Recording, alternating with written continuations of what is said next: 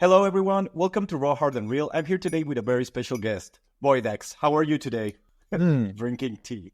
No. You know what I always do, man? I always drink like 10 cups of coffee before I'm like ready to go. Really? Yeah. Really? No. 10 cups on a day. No, it's like no. I need coffee, man. Coffee's my signature thing, and because because I always like use a coffee emoji because there's no Red Bull emoji, so I have to use a coffee emoji. Yeah, I understand you because for example, I have 2 cups of coffee here, so okay. So All I right. have enough for the whole month. Yeah, no, I get it. Yeah, the problem is when I need to pee. That's when I kind of Yeah, relatable, definitely. That's why I have you don't see it, but there's like a small like toilet underneath there where I need to go. I never need to leave like the studio ever. It's like I sometimes sleep here, I sometimes fall asleep. It's like you just wake up, go on. Oh, it's easy. Oh my god, I would love to have that. No, Yeah. Actually, it will smell kind of weird. But... Yeah, true. That's why it's also good to have like the ritual stuff that you bring with you and just set that up. Yeah, no one knows the difference unless they like accidentally stepped out of the toilet. That's not good. Oh, okay, yeah. Hasn't Okay. happened. Oh, hopefully. Mm. Okay, so first I want to start about your story because I know that you have been releasing music for about 5 years now. Yeah. Yep. Okay, so I want to know first, like, what drew you into hardstyle? I think that started with my brother. It was kind of funny because it sort of like went into like phases because you know that I used to listen to some sort of like a playlist that my brother accidentally provided me. So basically, I had like this sweet iPod Nano, you know, the ones that you like click. Oh, shuffle, the one that you like click like right here. It's awesome, it's sweet. And I transferred a new device, and then all of a sudden I had like a playlist full of songs that I didn't know, which is like it was from like Jeugd van Tegenwoordig, but also like stuff like Dark Rave or Neophyte. Even though I wasn't really into like hardcore and jump style, and I just like shuffled through it because I was like, you know what, I don't know how this works, so I'll just listen to it. And I started off like Komt-ie dan, hè, from like Dark Rave, which is like one of the iconic songs of him, and like a rave, what's it called? Ravestorm Hardcore Winter Edition. I still remember almost every single track from that CD. That was also on my playlist, which had like Live and Loud from I think Neophyte and like White Series from the Playa, Weapon X, all that kind of stuff. And I was like, you know what, I actually like that. So I actually started with hardcore, even though I didn't really dig it too much. But the stuff that I listened to was like, yeah, it's cool. It's like sweet. And then at high school, I always sat together with a friend of mine that I visited most classes with. And he was listening to, I think it was Brennan Hart's City of Intensity, which is the Decibel 2009 or 10 anthem. And I was like, hey, you know, he's like, oh, you should like listen to this one. So we shared like music every single day, like your iconic stuff like Scrap Attack, you know, and psychedelic. And then all of a sudden I was like, you know what? Like, I think that was like 2010. I was like, all right, you know, what if we like go to a party? Because I'm curious. Like, I'm really curious. Like, I want to see it. I was like, yeah, sure, let's go. And there was like a party at my local, it's not really a bar, but it was in my town. Probably the only event in like a year. And I was like, let's go. And I was really nervous because I was like, I haven't really settled in with what people do, right? I've listened to the music like on, and I didn't really know how to act because I wasn't really a fan of going out and doing stuff outside. I was more to myself and like at home, you know, behind my PC. So I was really nervous, and I went there, and I was like, people still did mostly the haka stuff, right? It wasn't really the jumping. It was mostly like haka. I was like, shit, I gotta learn that. I gotta practice, you know, so I don't look like shit. Like, I don't look like a fool when I go there. And I was like going at it, and he was like, no, like, I was like, what are you doing, man? Like, what, like, come on, man, you're here. And I practiced listening to every single track that I could, so I knew exactly every single track that was played there, because I'm a sucker for I want to say choreography. It's not necessarily that. It's more remembering every single track so you're prepared for going to an event. Because if there's one thing that I don't really like that much, that gets me to be like, okay, I'm just going to stand still and listen, is if I don't know a track. So I listened to basically everything. And it was, I think it was Randy and Slim Shore playing there.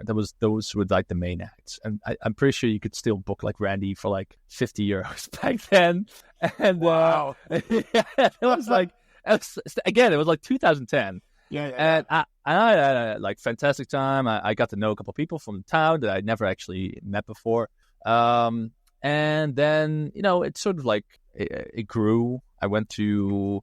I think in 2012, that was the first time I actually went to a big event, which was Rebirth. That was the first one. And then I went to Intense, and it started growing. And I went with my brother's friends because they had a big group and I could go with them because I had no friends to go with. And then I think a couple of years later, I was interested in playing music because at that time, my sister's boyfriend had a DJ controller. I don't really remember if it was like from Serato or even an older brand. And I was like, you know what, I want to try it. And I didn't understand shit of it, but I still wanted to like get to know it. And so I understood a couple of things. And then I met a friend of my brother's group, which was a local DJ. And he showed me how he did stuff on his reloops. They look like Pioneers, but they're like B brand. Okay. And he showed me a bunch of stuff. I was like, I have an idea what he's doing. He's showing me everything, but I can't, my eye and hand coordination was like jack shit. I didn't know what to do. But I understood a couple of things. I was like, oh, he's doing this. And you have to imagine, like, DJing nowadays, it's pretty basic. Within Hardstyle, the whole practice is basic. Like, you can start really easily. But even that, I had no clue how to do that. Even though it's basically just, like, beat matching a track, and like slowly putting up the fader and then pulling the other fader down. I had no idea how that worked, even though I knew it, which is stupid because it's so easy. It's so easy if you get to know it. And then that started, and I was playing a couple of times, like in my like at home, not on a party. And my brother had connections with a local local event organization, because it was back then he was the owner of Hard News together with his best friend, which was a news platform. And he was like, yeah, like, I've talked to a friend of mine. He does like these parties in Rosmalen, like a local bar. Yeah, like it looks to me like you're gonna like play there because I did some promoting and stuff. I was like, okay, like shit, it's like really happening now. Damn.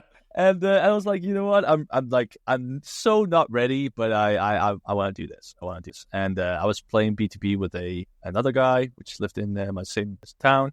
He told me a bunch of stuff, but I was like so freaking nervous. Like I was like, because I do not like going out into the public that much. Like I'm used to it nowadays, but I didn't want to go out at all, like anywhere, not even in clubs and bars, but just going out in city or something like that. So I was really introverted, and that guy that I was doing the B2B with, he helped me out a lot because he said like, okay, like it's all about this, right? Like you've got your crowd because we were playing last, but like you have to imagine you're gonna be nervous for like the first track, but when you transition to the second one, you're good because everything's working. You're good. Like you're not gonna you can screw up, but it's bound to probably not happen. Like there's stuff like what's it called, emergency loop, the worst of all. When the track's not recognized. But we tested all that, and I still have the video,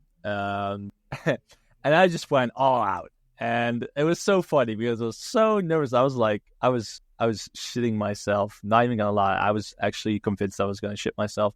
And it just happened, and it worked, and it was fantastic. One of my best friends was there as well, and a couple of my brother's friends was there as well, and it was fantastic. And they liked it. They liked it so much that they wanted me to come the year afterwards, which was in Maasport, in the Maasport Hall in the Bosch. And the event was called Shockers. Wow. And the Shockers before that was in a small bar for like 400 or 500 people.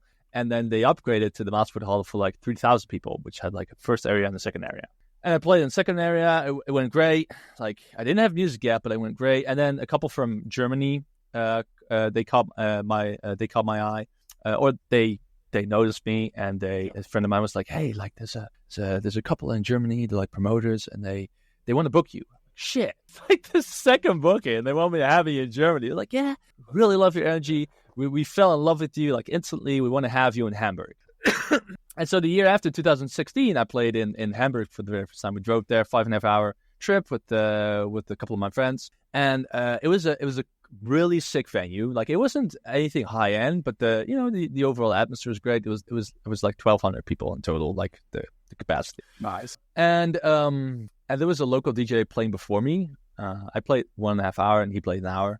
And for some reason, like, the guy, you have to imagine that back then things were more going in chronological order. So you've got euphoric, and then later, during the day, or at the end of the day, or like later in the night, it's just like raw, and then usually you have a hardcore DJ like closer. But this guy, regain and delete and all that stuff, and I was like, shit, like, what the hell is he doing? And like everyone else was like, what the hell is he doing? And he broke the sound system. Wow. And I was and the promoters were like, they were fuming. They were like, can you do something? I'm like a local DJ, and I have no idea what to do. Like, yeah, I can try something out, but like, there's no guarantee. So I asked a friend of mine, do you know anything? And he was like, I can try it. Like, I can see if something works. And he has a knack for electronics, but he wasn't like an expert, but he fixed. Holy shit, man, that's amazing. And they were like, holy shit, you're a hero. Like, and the local DJ, they were like, get the fuck out of here, man. Like, not like that, but they're like, yeah, dude, like, what the hell happened? And then I started, and there were like 100 people inside, I think. And then after half an hour or 45 minutes, it was like completely full. It was like completely full. There were 1,200 people. And I was like, why are there like 1,200 people there? Like, why are they here for me? Because again, I'm a local DJ, and I don't make any music. I didn't make any music yet. But they loved it. And at the end, one of the sound guys, he came up to me and was like, yeah, like, there's people on the side of the barriers, and they want to talk to you. They want autographs. Like, okay, all right. So I signed a couple of autographs. I was like, what the hell? Like, it's so funny. I never expected someone to want like an autograph from a local DJ. And then the rest of the night was like really sick. You had like Unresolved and Escape. And I got like that one of the pictures that they took on like a gigantic banner from my friends, which is amazing, because it was by far one of my favorite nights ever, because again, local DJ, and it was full, and MC Ascendra was there as well. That's how I met him, Wouter. Right. And it was just, everything was exactly how it was supposed to be, and it was amazing. It was great. And then, a couple of years later, because it was 2016, a couple of years later, I was like, you know what? I have to make music, because there's no way I'm gonna, like, Jones is probably the only exception of someone who can just play good sets and get away with like playing on a Wish main stage, right? Like, he's good, but I mean, like, 99% has music. Probably 70% starts with making music and then starts DJing. Nowadays, it's probably 90%. Whereas back then, it was like mostly DJs playing other people's tracks. Yeah, it was different. Yeah, it was different. Yeah, it was a different time. And so I got in contact with someone, because I was searching for people to teach, because there was one thing that I wanted to do, and that was think of how can I go as efficiently as possible from A to B, because I think it was, let's see, 7 years ago. So it was like 22. And I was like, you know what? I want to skip things, because I don't want to skip learning things, but I want to learn things more efficiently. So I found a teacher, which was, he was sort of an introductory teacher for people for the Rock Academy, which is the school here in Holland. Okay. And so he knew a lot of stuff in terms of singer-songwriting. He didn't know hardstyle, as in he's not producer of hardstyle, but he knew music very well. So I started with sort of like an introductory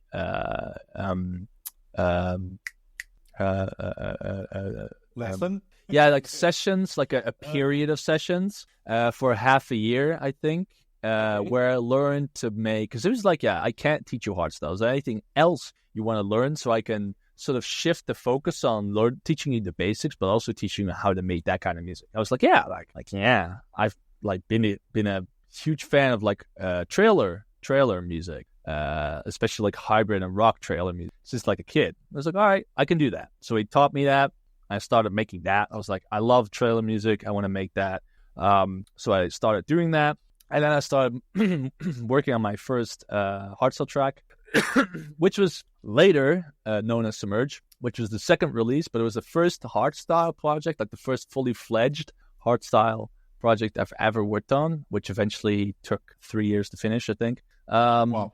Yeah, which sucked because at the end of the day, it was a good project. I was really happy with it, but it took way too long. Wow. I mean, I have heard of a year or something like that, but 3 years, it's amazing. No, it's way too long, way too long. But it's amazing that it actually, you actually released it, because most of the times people just are like, okay, I'm just gonna throw that out, and I don't want to think about it. Yeah, no, exactly. No, true. Like 100% agree. That's what usually happens because you're not satisfied. Or you're like, you know what, I can spend my time in a different way. I'll just do that. And but no, like I was like, no, I have to do this because I have the exact idea in my head, but I have no idea how to sort of get it on paper, which is always the struggle when you start out, even when you're years ahead. But then so I started working on that, and then I had a first version, like a V1, because I had in total I had 3 versions. And I won a contest for a seminar by Frontliner, which was in a town like 45 minutes away from me. So I went there, me having like 1 year of producer experience, or like 1.5 years. I went there, met a couple of people, and we sat there and we listened to him like talk about it. Frontliner is especially back then, was really respected the producer. He knew a lot of things. He made the Frontliner sample packs, which people are still using to date. And at the end, it was like, like if you guys got demos, now's the time. Now you can show me. And I was like, I didn't bring a goddamn USB. And one of the guys was like, yeah, that's like rule number 1. You always bring your USB to an event, no matter like if you're not playing there, cool. If it's an after party, cool. If it's a business event, doesn't matter. There's always a chance, and I can vouch for that. There's always a chance that that people will ask you, and I'll talk about that later down the line when there were like moments where I didn't have my USB and it was required. But so I was like, Pat goes like, oh, I made this first version. I want to show him, but like I also don't because it's not finished yet. Like just ask him. So I was like, yeah. He's like, oh, no one has a demo anymore. I was like, He's like, yeah. And I came up. He's like, where's your USB? I'm like, I can go on SoundCloud. He's like, all right, go on SoundCloud. I was like, all right, go on SoundCloud. I was like, oh, panicking because there's 30 producers looking at me. I was like, shit, I can't find it. And then I got it and I played it, and I was like, okay, it's and he was like, yeah. At the end, he was like, that's really cool. He's like, yeah. I really like get the musical approach that you did with it, and like the kind of choices that you made, because it sounds really creative and not that basic. I was like, oh shit, that. And he asked like, how long have you been producing? I was like, yeah. It's like, yeah, like 1.5 years. And and the moment I said that, everyone in the room was like, son of a bitch. And everyone was reevaluating like, holy shit, what have I been doing like for the past 5 years? Because there was people that produced for like 8 years and 10 years and 5 years.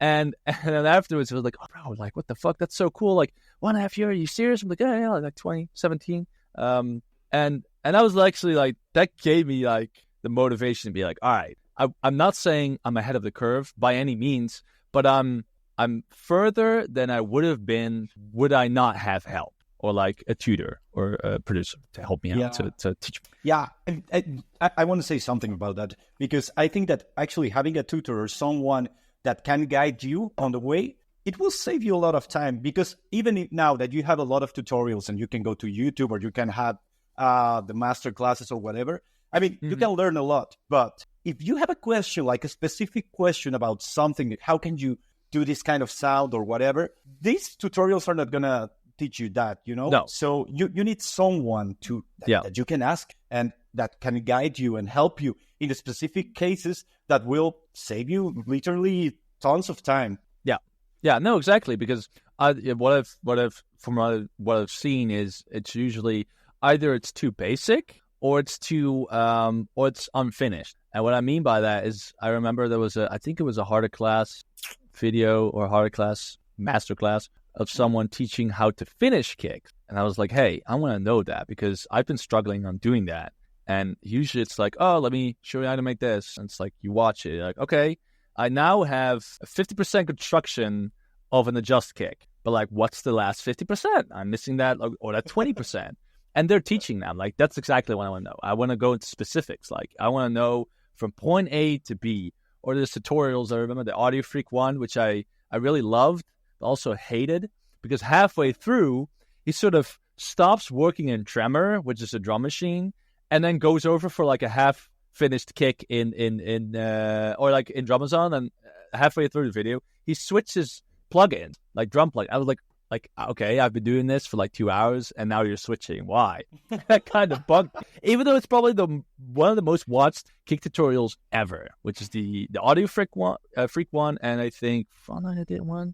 But yeah, that one. But yeah, so that's great. It gave me a lot of motivation to continue working. And then afterwards, I tried to do that on my own for a year. So I tried to sort of polish things. I was still struggling. And then I came across someone who was producing for a couple of local people, and he was doing side projects. And he taught me for like half a year how to specifically make hardstyle, even though I had the feeling that he knew kind of the basics of hardstyle, but he came from a different subgenre within hard dance and kind of works different there. So I wouldn't say I got taught the wrong way, but there were some things that way. Yeah. But there were things that people were like, yeah, let's call it a different way, but let's just go this way, right? Like, let's just forget the half year that you got taught, right? Like, that's fine. And then I think it was 2018 or 19. I think it was 18. No, 17. Sorry, 17. End of 2017. I premiered my very first version of Submerge at Shockers, which is well received, but there were so many things like wrong with it. I sent it over feedback and I got a bunch of things, but I didn't really. I remember working on the kit for 3 years, and then Rejecta, I sent him a track for feedback. He was like, your kick, like your sub layer starts like on the half step. I was like, he showed me. I was like, so what do I do? He's like, you start over. I was like, because if someone would have told me, like, during that first 5% of construction, I would have been like, okay. And like, now that in hindsight, I could have fixed it, but I didn't know how. So I just started over. I was like, all right, start over. And then in 2019, I got the news. I think beginning of 2019, I got the news that Rough State was doing a sub-label announcement. And I was like, this is perfect, because if there's one label I've always wanted to join, it was Rough State. And if it's a sub-label, it's cool. If there's room to like grow and eventually go to the main label, cool. Yeah. I'm all for it. Like 5-year commitment, fine. So I sent my music over. They were like, yeah, like, it's cool. We really, we're digging it, but it's missing like this final touch. And I was like, yeah, that's kind of my problem, because I'm looking for someone who, can help me with that. And then I got introduced to Andy Savage, or aka Andy. And he taught me a lot more in-depth stuff about like hardstyle in general, like sound choice, mixing, even a little bit of mastering. And I think I learned the most from him, not just in music-wise, but also sort of making choices in terms of your career. And he told me a lot of what he did back in the day, and what he did when he turned into Andy Savage, what he did. So I think he definitely like taught me the most out of anyone. And I think I sat with him for a year, and then slowly but surely we sort of like got more connected. And he's a really great guy. I'm really fond of him. Yeah, and then eventually that also led up to like Respawn, the collab. But that's basically how I sort of went from having no knowledge to getting to the point of, okay, I can sort of be independent now, even though even now I'm still seeking kind of like someone who can support me with this, because there's some things that I'm not really efficient at, and if I can remove that barrier, I'll be able to make music more quickly and release music more quickly and finish music more quickly. But he was basically like the final piece of like, okay, he was like, okay, now you can like make music. You can get tracks from A to B, even though there's some rough edges, but like you can do it. Like that's it. You can make fantastic music. Like go do it. So yeah, that's the produce journey that went like that. Yeah, what led you to producing your own music? And here I have a question. You started producing around 2017, you said? Yeah. Like you started learning, right? Yeah. And then when would you say that you were perfecting it? Like I know that everyone just gonna keep learning all the way, right? But like what you said that you can do this from A to B. What year was it? Well, yeah, like that's the thing. There's like no perfecting. It's all about the art of perfecting, and the whole sort of paradox is that it can't be perfect, because if it's perfect, it's not perfect. Everything is imperfect. There's always room for improvement, right? So that's I know I'm taking it way too literal, but I think what I think was just like there's a time when you say like, okay, I'm not gonna take a year on releasing this track, and you're just like, okay, you just take like, I don't know, a decent amount of time to create a track and release it. Like when do you think that you mastered that? I think I still don't have that. That's my whole issue with it. I think that I'm like being 100% honest on this. I'm still not at that point. That's why I also mentioned that I'm sort of still looking for that one person to sort of guide me with that journey, to get me to perfecting my music, because it's not there yet. Because I'm really, really starting to get more and more confident in where it's going, but I'm still looking for that like final 5% where I'm like, all right, now I can compare it to people who are like on the B and A side, right? Like, and with B side, I mean the people are like just below like the A artist billing, and then like the A artist like B front and Vertel and E force and all that kind of stuff. So I'm not there yet, but I think the moment where I was like more confident in actually getting to the point where I have more finished product, I think that was around 2021. I think it was around the time where I was finishing Wall and Fire and Black Hole, and just finished Into the Abyss. So did I release that before? I'm not even sure. I think before it. I think around that time, because I understood the assignment. Like I knew like, okay, this is my idea, and it's gonna take a while, because to get something creative in my mind on a piece of paper, digital paper, it just takes way longer than probably the average Joe. And the reason for that is because I hate myself. Why? Because I like torturing myself. No, because no, and I really don't want to sound narcissistic. It's like a lot of people are very creative. But what I mean by that is that it needs to be exactly how it's in my head. It needs to be exactly that, because I'm not satisfied if it's not. So that was especially the case with Black Hole, where I had an idea. It was actually, funny thing is, the track was actually for a contest, a producer contest, and I made it. And I had this idea of I really wanted it to be focused around my sort of dual personality. So there's basically there's like two voices that are constantly like struggling in my head. The one of them is a little bit more insecure, but also a little bit more laid back, and the other one's is the full on energy, but also chaos and irrationality. I don't know if that's actually a word. Being irrational, let's call it that. So you've got green, or like teal, green, blue, and you've got orange. And those are also I actually used red for the artwork of Black Hole. But, that was the basic idea. So I wanted those to be present in the track, which is why I was sort of trying to develop a preset where I could turn any sound or vocal into sort of this howl or scream. And that eventually turned out to be the Black Hole, like vocal scream that you hear before the drop. When you hear like "Let the Takeover Begin," that's that howl, that scream, that's that preset that I still have, thank God. And the vocal, I got the vocal from Splice, but it was also exactly, really weirdly coincidental that vocal was exactly what I was looking for, because I had the idea in my head, and I worked on it, and then halfway through I was like, didn't purposely put these things in place, but it did make it exactly how I wanted it to be. Even though that wasn't my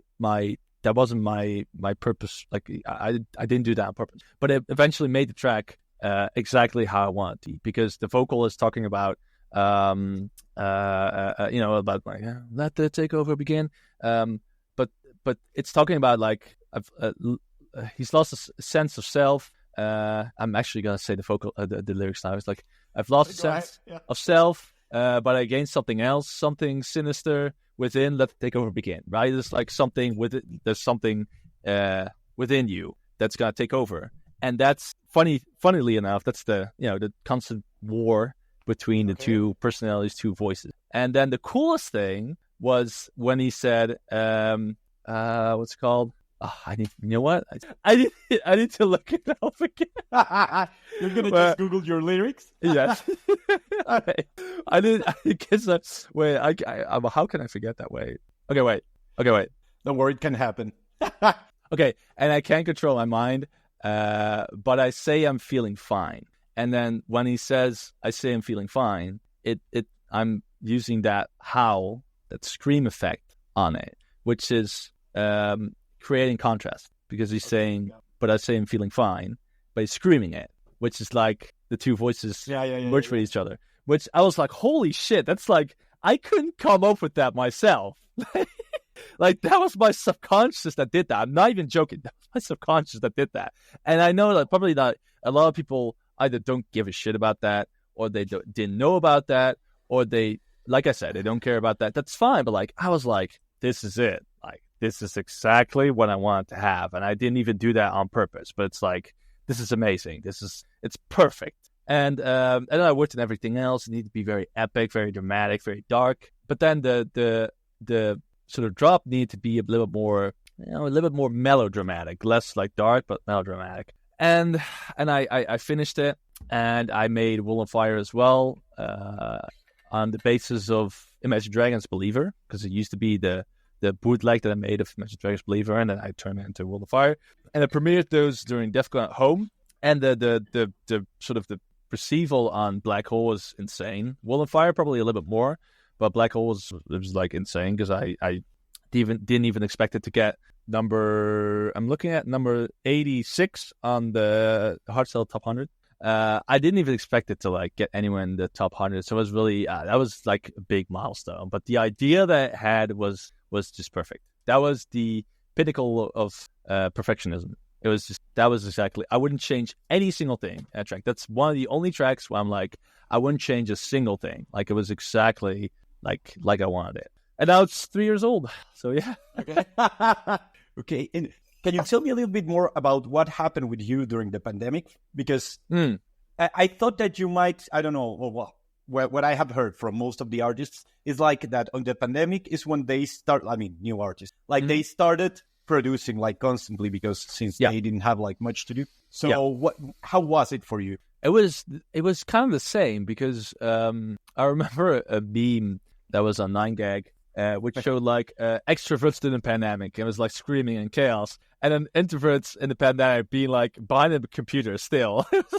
There's no difference, because it's still the same. Like, you're behind your computer from 9 to 5, and then you're eating, and then you're behind your computer from 7 to 11, or maybe even to 3 a.m. But it's the same. Like, introverts fucking thrived during the pandemic because we were in our element. Like, I met so many people during the pandemic, more than I probably ever have met in real life, because I don't actually know how exactly it happened. I started a Discord, and then I joined a Discord because someone was like, hey, if you heard of like this producer group, it's from Make Sense. And then I joined that, and there were a lot of people like all over the place in voice chat, and I just joined in, and some of the people recognized me, and the owner Sense as well.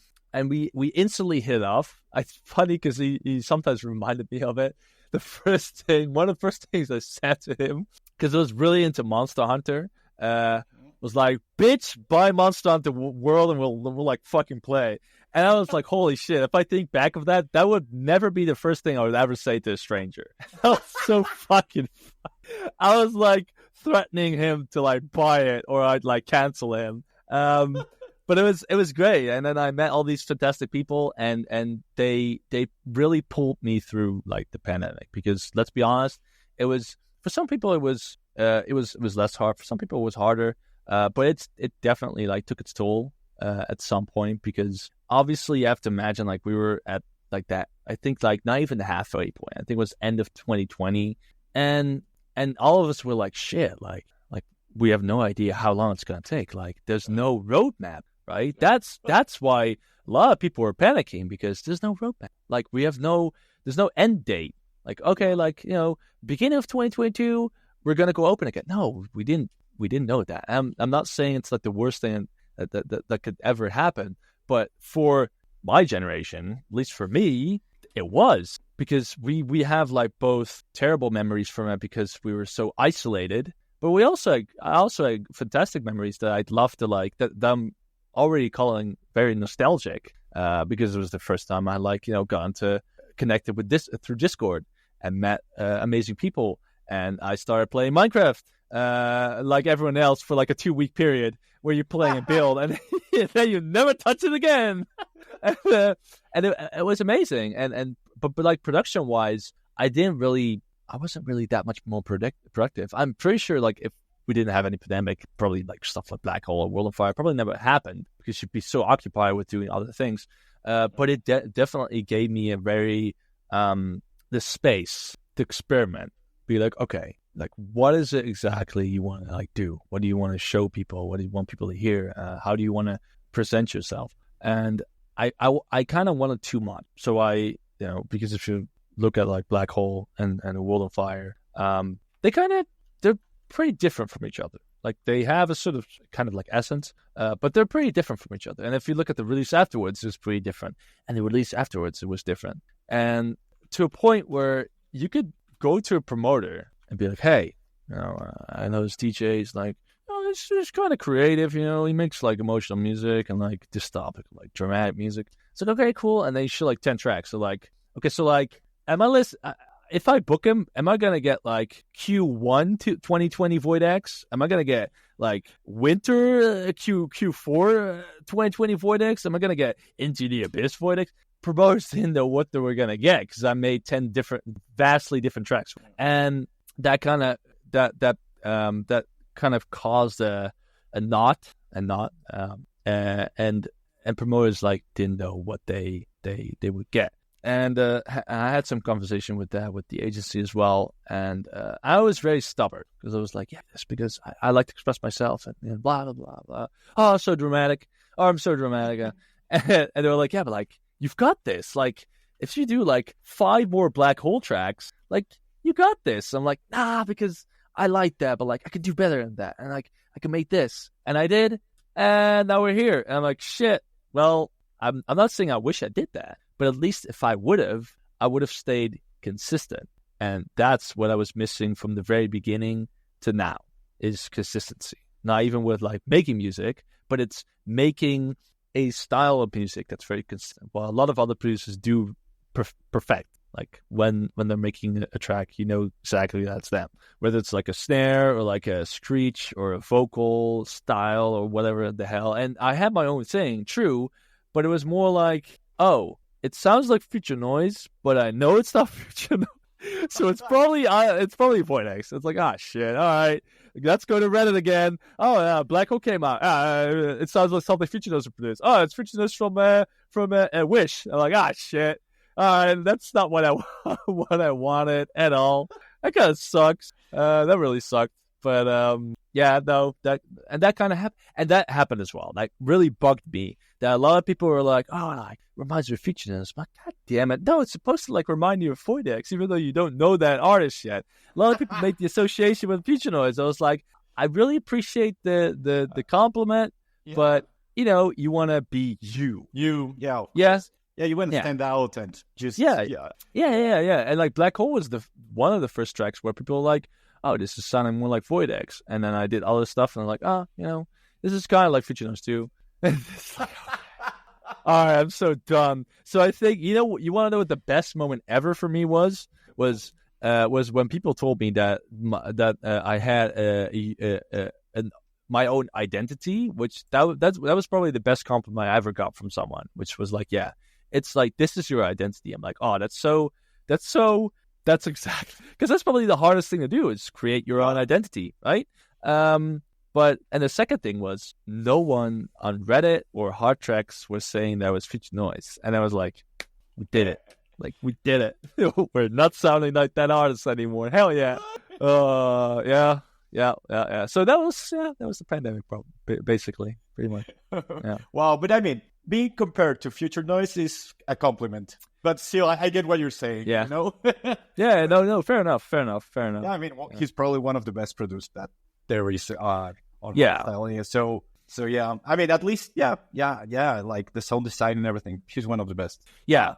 And I would like to know also, like, your journey to get gigs, because I have seen that you have been to, like, probably the biggest festivals. Well, you have been, because you have been at DEFCON twice. But yeah. But how was it for you, like, at the beginning, like, starting to get gigs? Because I have asked this to a lot of people here in Spain, but I actually haven't asked this to someone from the Netherlands. So I would like to know, like, how easy it is to start, you know, getting booked for gigs, and how is the journey to get where you are right now? I think nowadays, I didn't learn a lot about promoting yourself, because especially when you're at the very beginning, you want to promote yourself as much as you can, because you want to get there. You want to get booked, obviously. So you want to show people your music. You want to show people your skills. Or nowadays, your skills are basically revolved around your presentation and your production. So the way you present yourself on stage, if you have something unique that characterizes you, that people want to go for, which was the reason why I got booked the first couple of times, was because the iconic, there was no iconic sound, but there was an iconic characteristic that people would tie me to, which was, you know, being exactly like you're on cocaine on the front row, right? You're like, there's no breaks. You're like going full throttle, and that was me. That was me. If I visited events back at 2010, all the way to like the first performances and all that, and still I try as much as possible, but I need to like get into shape more. But yeah, that was it, right? That's how I got the next booking, and then the next booking, because obviously, like I said, you don't have music, but it's because people are so fond of you because you're showing yourself, right? You're being yourself, and people also like to have someone that they relate to, which is why they involve themselves with certain artists, because they relate to either their music, it speaks to them, or they relate to the sort of persona that they created by themselves, like, for instance, like Dual Damage. And that's how that started. That was the USP of me, was, hey, this guy's like going incredibly insane. It wasn't even like, oh yeah, playing tracks that I haven't heard that much before, but I want to. Like, that was for me. I was like, oh, I want to play tracks that I never hear.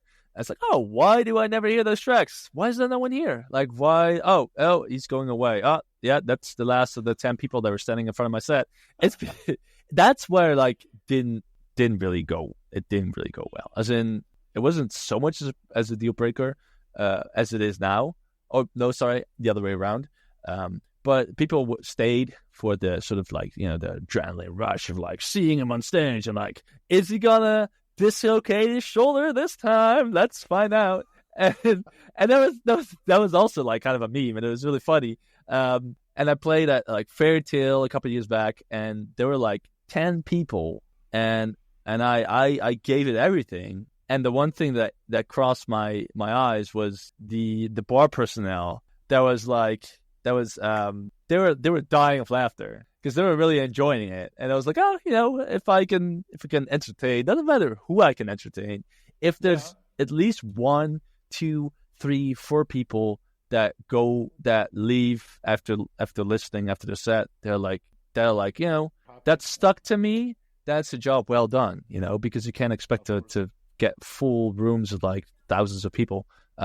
Maybe nowadays it's a little bit different. It's a lot more, the scene is fluctuating a lot more than it did back then, in terms of like, you know, rising artists, also new music, and you've got your marketing strategies and all that. And back then it was a little bit more minimalistic, a little bit more. It was starting to come up, but it was a little bit more minimalistic.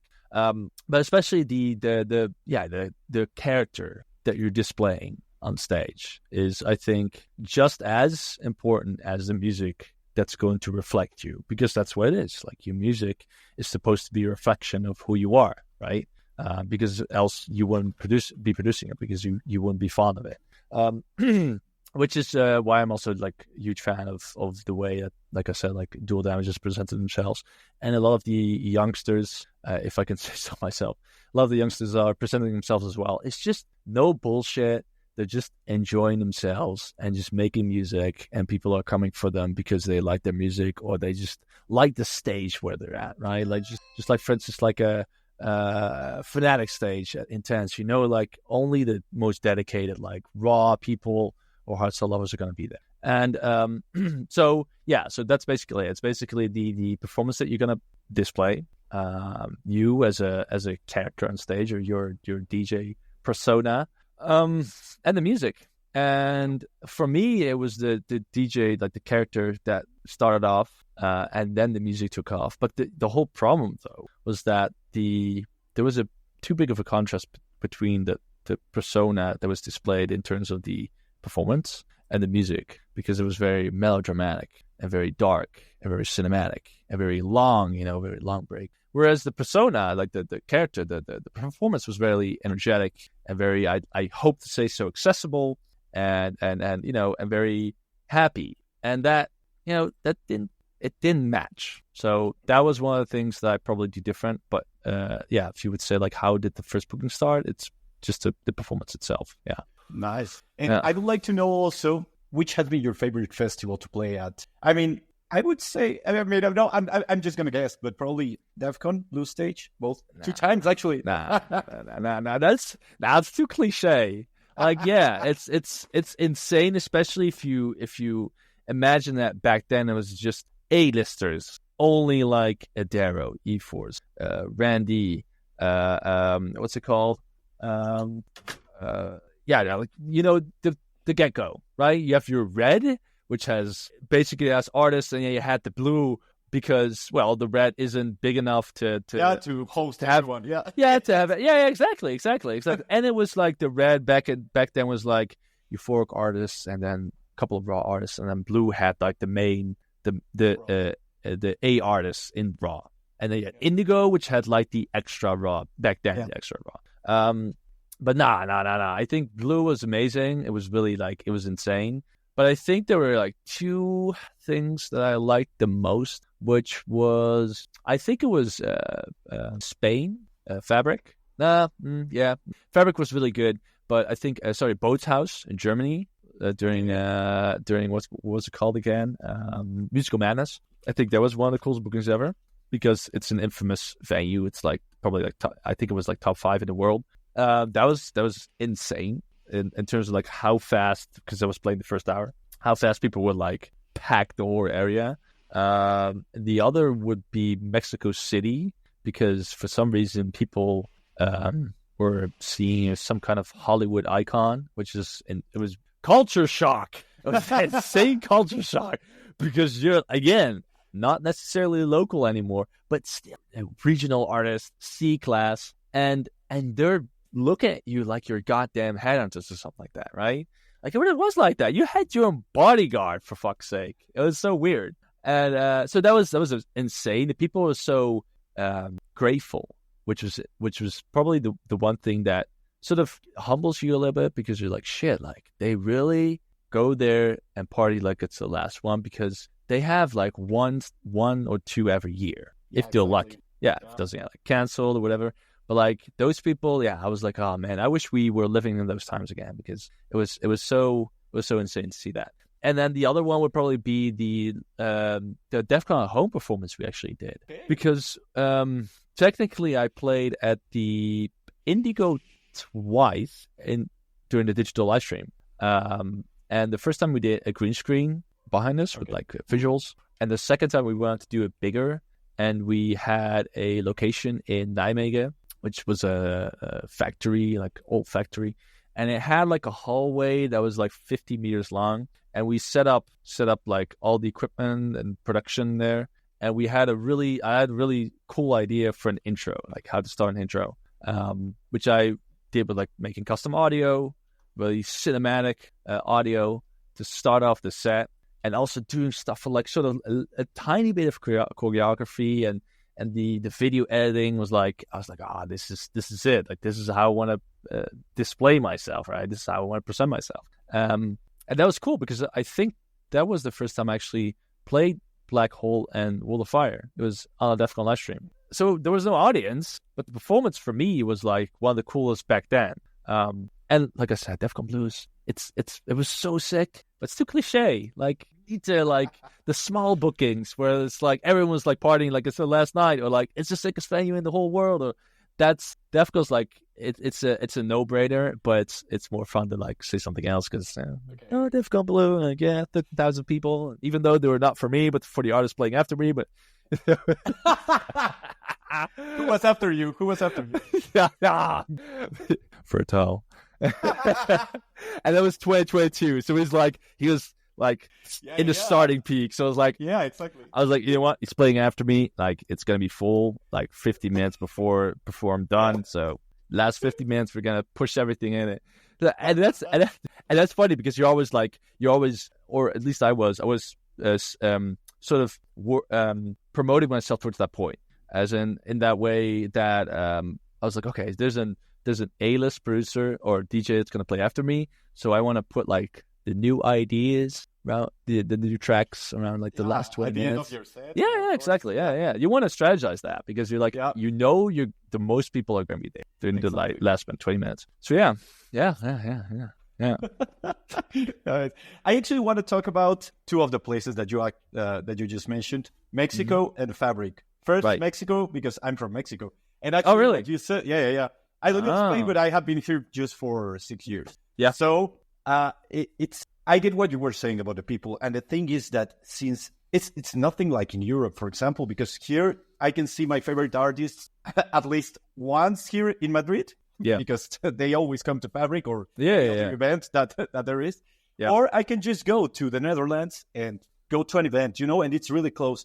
But for people in Mexico, Latin America, I don't know, Chile, Colombia, anywhere, it's really hard. Like, as you said, they get like one or two events where they can see a few hardstyle artists. So it's not even like me, for example, or you or whoever likes hardstyle here. Like, you can go see your favorite artists, and you're not gonna have to travel more than 3 hours. Yeah, Yeah, exactly. And that's it. And that's very accessible. Possible. Yeah. So people are eager, and they are like really waiting for that moment to watch these artists perform. And it's I don't know. I get the feeling.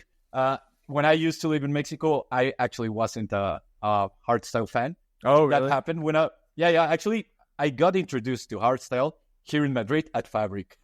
Well, it's probably the best venue in Spain to fall in love with hardstyle, I assume. So true.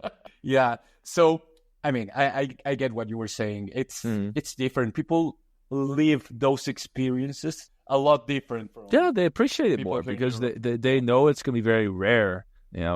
Even if there's an artist playing there, I can assume that. Probably a percentage of the people who are going to buy their tickets because they see the word hardstyle. They're like, oh, I don't know this artist, but I want to get to know this artist before I go to that party. I can assume that's what happens, right? Of course, yeah. And they start getting to know these artists, even if they don't know them. But it's actually better because they become fans at that point, because they start listening to all of your music and they are ready for that moment. Yeah, which was the coolest thing ever because I think there were like 2 or 3 artists playing before me, local DJs obviously, and the moment I went up, it was just people shouting and screaming. I was like, all right, I'm just gonna play this new track. I was like, all right, the first 5 seconds of the track, but I was like, oh shit, oh my god! I was like, still not at the drop though, still coming. You gotta wait. Well, it's a Voidax track, so you gotta wait at least a minute and a half until it's a drop.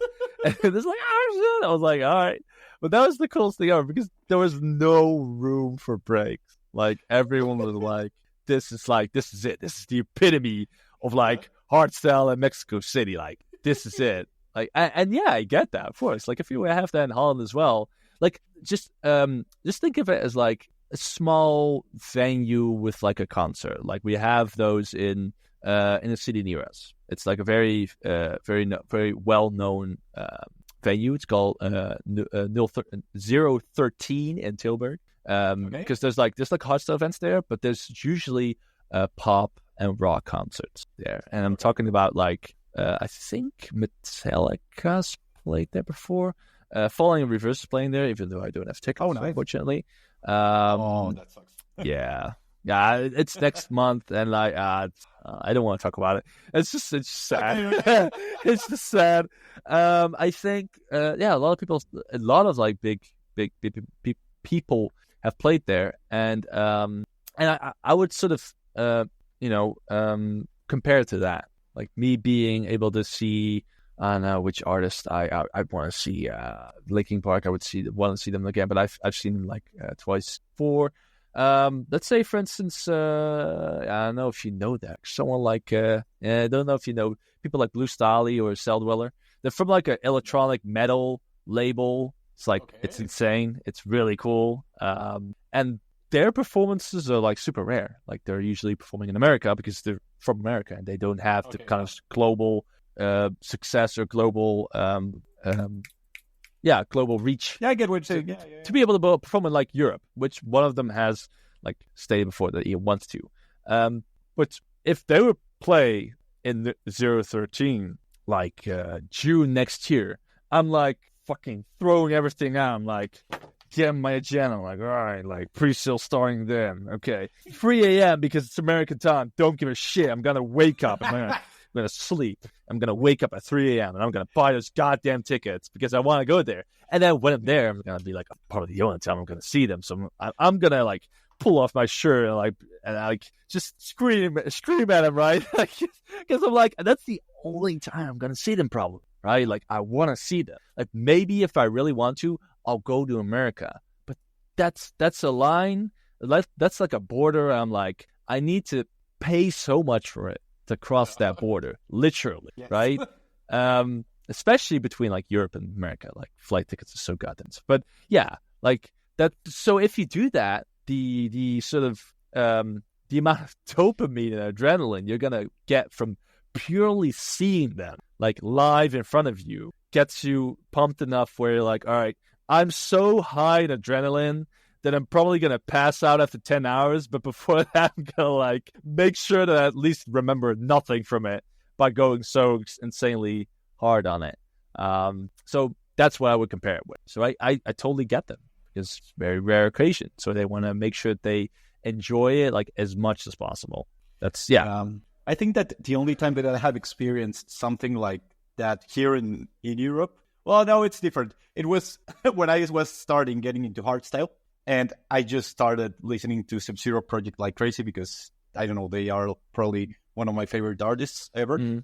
And I just booked a ticket to go to Manchester to watch them on a festival that wasn't even about hardstyle. They were just like them and like, it was Benevici, it was Will Sparks and, any other kind of electronic music. Yeah. But for me, it was like, I need to go see them live.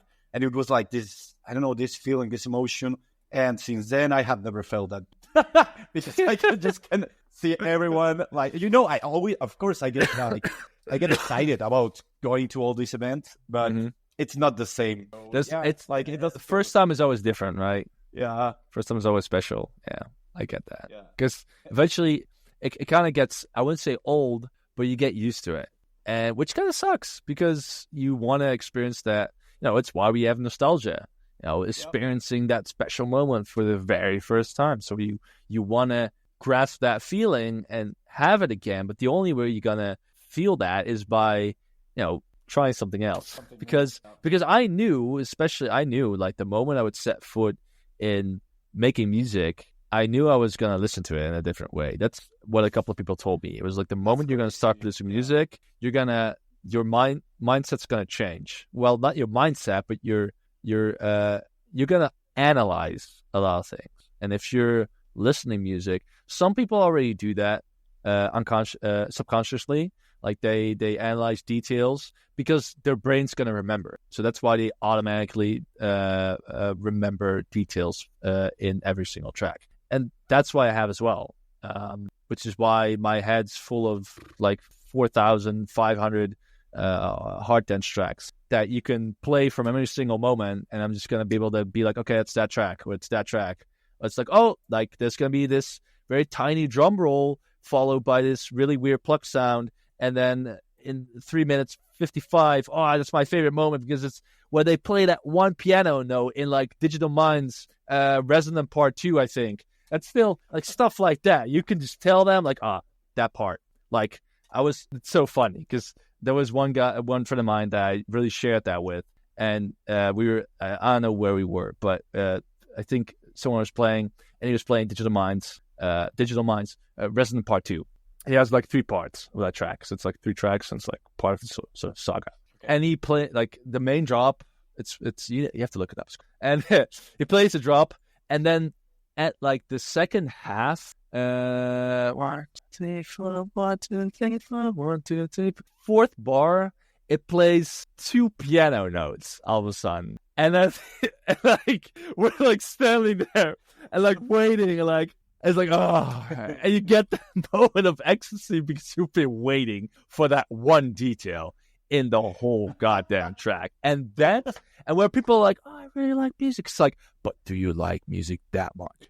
Like, you don't like music that much. Like, no offense, but like, you like music, of course, but like, do you love it? Do you like listen to music like you've never listened before? That's something that if I share that with people, if people share that connection, if I share a connection with people and I feel that, I'm like, I wanna know you, I wanna be friends with you for the rest of my life, because that's like kind of like sort of the details in enjoying music that really sort of, I wouldn't say it's not you're a different class, but it sort of separates you with people that just listen to it in a different way, which is fine. But I've like been doing that since I was 5. Like I've been analyzing music subconsciously since I was 5, because I'm so invested in and interested in how music works. Not necessarily how music production works, technically speaking, but like that people have made music when they were, you know, like high, or they were like going absolutely nuts on psychedelic drugs, right? And they've been making like this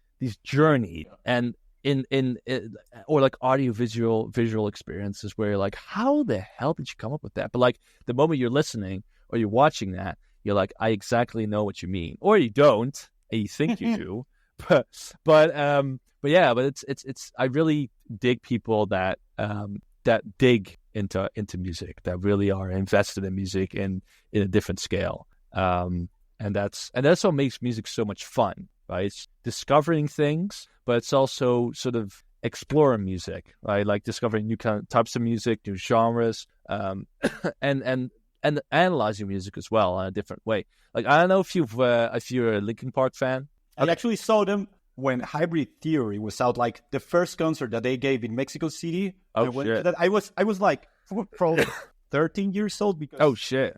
Yeah. Yo. Yeah, it was with Mudvayne. It was Linkin Park's Mudvayne. No. I don't remember if it was Mudvayne. No, it wasn't Mudvayne. But it was Linkin Park, Static X, and Korn, I think. Yeah. Damn. And Linkin Park was like the opening act for the concert. Oh, damn. I've been 13 years old. My parents would never allow me that, so that would never happen for me. But like, same example, like if when they announced they were gonna make music again, and they first released Friendly Fire and another track, but Friendly Fire is the one that stuck with me because I wouldn't put it in a specific album, because I like to put in specific albums because you recognize kind of details from tracks. But Friendly Fire was like, I was like, yeah, I love that. Like, it's Chester again. It's like, it's amazing.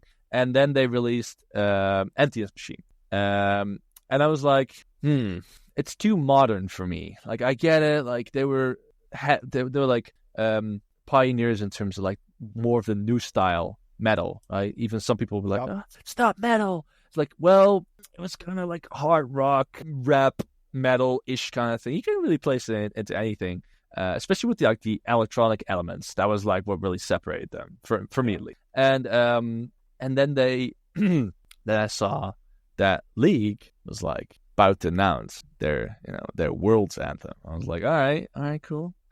I'm really curious because we got Lil Nas X, really cool, Star Walking. I know if it was the world's anthem. I'm not sure. I think it was. We got Imagine Dragons. We had thingy. What's it called? With Legends Never Die. So always really iconic tracks, anthem. Like you've got your Def Con anthem, but let's be honest, like the world's anthems, you can't compare that, man. You can't compare that. So they were teasing that, and I didn't even notice details in it because some people were already like, "Oh, it's gonna be Linkin Park. It's gonna be Linkin Park." I didn't even realize it, and then I saw Linkin Park posting like "Heavy as the Crown." I was like, "Oh shit!" Like, okay, it's gonna be them. I was like, but I was very skeptical. After this machine, I was like, oh, it's gonna be like, I don't know. Like, Imagine Dragons does cool shit, but when they did Enemy and which is from Arcane, not from World's Anthem, Warriors, they did that for World's Anthem. I was like, that's if you do like Imagine Dragons for League, like that's juicy. And I was like, yeah, how are they gonna present that? Because it's still like hard rock metal band, right?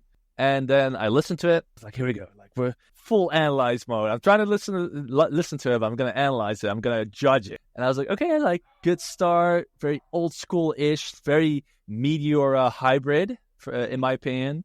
And then came the bridge. And then, I keep forgetting her name. The lead singer. Yeah, I don't know her name. I mean, I know that I have read it, but it haven't. Oh, Emily Armstrong. Sorry. Excuse me. I'm so sorry. Emily Armstrong. And then the bridge came, and then she like screamed that entire bridge. I was like spam texting one of the best friends who's also Link Punk. I was like, we're so back. This is it. This is fucking it, man. And I was like, holy, this is. And I was like, you know what? I'm gonna listen to it again. But I already set my expectations. I already knew it. Like, I know what's going to happen. Now I'm going to listen to it legit without analyzing. And I loved every single second of that track. I was like, you know why? Because it's modern in its own way. But it's also, it really reminded me, I think it wasn't bleeded out. I don't know for sure. But the whole structure, the arrangement, the sound set, the sort of like I think it was an electronic violin that you have in the beginning. Everything sounded very core Linkin Park all of a sudden. Like Empty Machine, I'll probably listen to it back and be like, oh, still cool. But that was like core Linkin Park. I'm like, it has everything. It has the very, very tough, rough, like lead chorus. Because Emily can like scream. That's like, not gonna lie. Like even in the chorus, not even the bridge, but in the chorus, it was amazing. And everything screamed like Meteora hybrid theory. I think it was Meteora. And I was like, yeah, this is it. Like, and that made me be like, now I'm rediscovering rediscovering music, and that felt good. And that's why I always where I get like sort of dopamine from. It's like discovering new music, even though it's from like a band that you know before, but they're doing an entirely new thing. Same with like starting to listen to like Falling in Reverse since I think last year, or like totally unknown artists that you just really dig that one track from, and you're gonna like try. There's like, I got Instagram advertisements. I've never listened to more different kinds of bands, or I've never like discovered more bands in the past year than through Instagram advertisements, which means that Instagram advertisements are the new meta, because there's some great bands that have like advertised to me. I'm like, oh, you know what? Okay, that's pretty cool. Okay, they got more stuff. Okay, that's cool. I'm in love. But yeah, this is a short version, but still long version of that's why music is fantastic. And why I don't get that one guy that I was talking to a while back when I was working with him told me he didn't listen to music, and I wanted to punch his face. I don't know how can those people exist, because I have known guys that actually say the same, like, I don't know, I don't like, they don't say like they don't like music, but it's like whatever, like, yeah, we are silent, it's better for me. And it's like, what the fuck? I don't know how. It's like, it's better if you're silent. Yeah. It's better if you just shut up. Let the music speak. Oh man, it baffled me. It really baffled me because I tried to imagine like not listening to ever, because he genuinely said like, I don't listen to music. I don't like music. I'm like, do you like life? Yeah. Do you enjoy it? Are you one of those psychopaths that just watches a movie on mute and they're like, oh, that was a fantastic music. That was a fantastic movie. Like, who does that? Who does that? I don't know what's on their heads. That's weird. Yeah. Like, I don't get it. I don't get it. Yeah. Okay, man. I want to talk about 2 more topics. Mm-hmm. One is the one that I already asked. I forgot. No. What was how was your experience in Fabric? I want to know this because, most of the people that will listen to this, well, not most, but a lot of people will be from Spain. So I want to know, how was your experience here in Madrid? The thing is, I kind of had expectations of how Fabric would be. Okay. So, because it was also the Q-Dance takeover. So a lot of people from Q-Dance, a lot of artists from Platinum and all that were visiting the event as well and playing there mostly. So I was like, okay, this is going to be fun because it's going to be like some weird family trip. I love that. The idea was sounded fun. And the venue itself was like, damn, we have clubs in Holland, but we don't have clubs in Holland.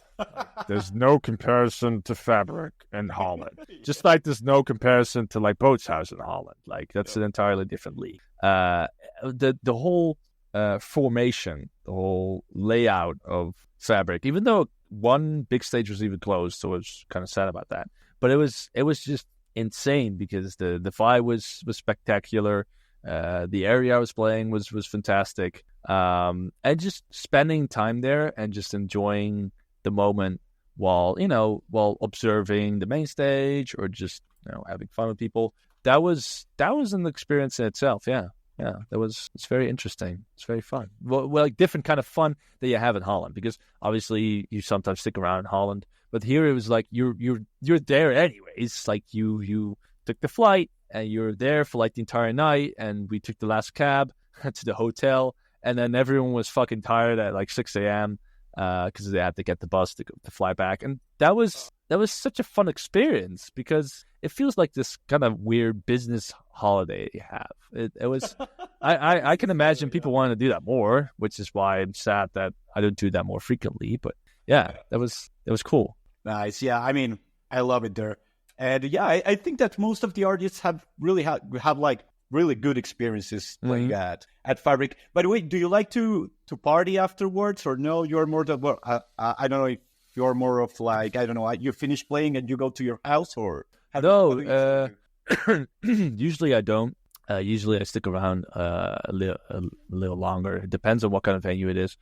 Sometimes it's the smaller venues that I like to stick around because I like to talk to people. And sometimes it's the other way around where I'm like, you know what, I'm tired and it's a small venue. I want to get home and just sleep. And the same is for bigger venues as well. Sometimes I'm like, you know what, big venue, but I'm done. Like I'm tired. I'm not in the mood to mingle, which I don't do that often anyways. Even though I like that, but it's just I don't know. I don't like to merge myself with conversation. As in, you've got your own groups of people backstage, for instance, mingling and talking to each other and discussing things and meeting up. And then I don't really like to merge myself with conversations like that because it feels very forced. So if it depends on the people there. Okay. If there's a lot of people that I know, I'll just make conversation and it'll be very, very pleasant. And if not, then yeah, I'm just like I'm done. I'll go home. Okay. Basically. Next time that you're here, you're not going home. So we're gonna drink a couple of beers or something. I'm not going. Listen. Let's can I like add 3 days to my stay here? Like, just put it on my tab. All right, sweet. Noted. That's gonna happen. I'm just giving you a heads up. Okay, you said something at the beginning, and I'm gonna take that topic again, and it's moments when you didn't have your USB. Oh. So let me. I wish I had something to show for that. Oh shit. Okay. Let's see. I think there were like 2 or 3 very important moments, relatively speaking, that I didn't bring my USBs. The first time I think was during the Bfront's Coffee Club. That was like an event that they did every 2 weeks in Holland during the COVID period. And I went there as a visitor the first time, and it was a lot of fun. And I was okay. So you have to imagine. Let's get this. Wait, is there a video feed on the podcast? A video, or is it just audio? Is there a No, video it's feed? both. No, Okay, so guys, it's gonna be okay. Okay, guys, imagine that I'm drawing. I have to draw things. There's this guy on YouTube who always does things in paint to show it, because it's so much more easy. I'm exactly like that. I have to show you. So we were there, and then there's like a DJ booth, like speakers. So imagine right there. So there's like a catwalk here, and there's like chairs here and there. Like there's like chairs here and there. Right here, yeah. And there's the DJ booth in the catwalk, and I was sitting here. And now I don't need it anymore. Great. That's it. And MC DV8 was emceeing there, and the so MC DV8 was hosting that, and I think Bfront was playing there, and I was just enjoying, because you had to sit down, you couldn't stand up. I was with a friend of mine, and then all of a sudden he was like signaling something, and I was like looking at him. I was like, okay, so now you have to guess if he means you, or if there's like someone behind you or in front of you that he's actually aiming at, because you don't want to make it awkward and be like, hi, and they're like looking at you like, what the hell? I'm not talking to you, man. I'm talking to that fan in front of you, which sometimes happens. Yeah, so that's why. Yeah. That's my crippling anxiety that I'm dealing with. So I'm like, you know what? Just keep cool. And he like does that, and he's like, oh, he's like shaking his head. And I was like, oh. And then he does that again. He's like pointing, and then pointing to himself to like come here. And I'm like, oh. And I keep thinking there's these 2 girls there. I'm like, yeah, maybe it's a thing for them. I don't know. And then all of a sudden, I'm like pointing like, you mean me? And he's like, yeah. I'm like, oh shit. And then I'm like being like, okay, what's gonna win? My urge to play on stage, or my crippling anxiety like preventing me from getting off the chair? And then he like puts up the mic like, oh, it looks like we got another DJ. I'm like, ah, shit. And then he like, I was like, oh, like come up to the stage. And I was like cheering. I was like, wait, are they cheering for me? And I went up to like the catwalk and up to the booth, and like Bob said, Bfront said hi to me. And he was like, yo, you got your U-Space. And I'm like, ah, shit. No. We'll be right back. And one of the people from the agency was there as well. And he was like, what's the matter? I'm like, I didn't bring my USBs. And he really wanted to punch me, but for legal reasons, he couldn't punch me. But he really wanted to slap my face. I was like, how the hell could you not USBs? I'm like, I don't know. I'm just here as a visitor. How the fuck should you know that you're like gonna play there after being on a party that your name's not on after like an hour? And he's like, yeah, that's why I always bring USBs. I'm like, noted. And then I spent half an hour with like in chaos trying to like borrow someone's laptop behind like backstage, and like borrowing someone else's USB and searching my own tracks on the internet and trying to get that on the USB. And then I came back and I was able to play 2 tracks of mine. And I was like, hell yeah, that's why you don't forget your USB, folks. You never know when you're like gonna play next to your dream DJ. And then 2 or 3 editions later, I'm there again, because I went there every single audition aside from one. And I'm like, having a good time. That was backstage, and I was invited backstage. I was like, oh, okay, that's cool. And the same guy from the agency was like looking at me. I'm like, oh. He's like, did you bring them? Did you bring it? I'm like, no. He's like, oh, I really. He grabbed me. He was like, okay, I can't grab you. But he was ready to throw me out. He was like, how the hell can you forget your USB for this time? I was like, I don't know. I'm just born stupid.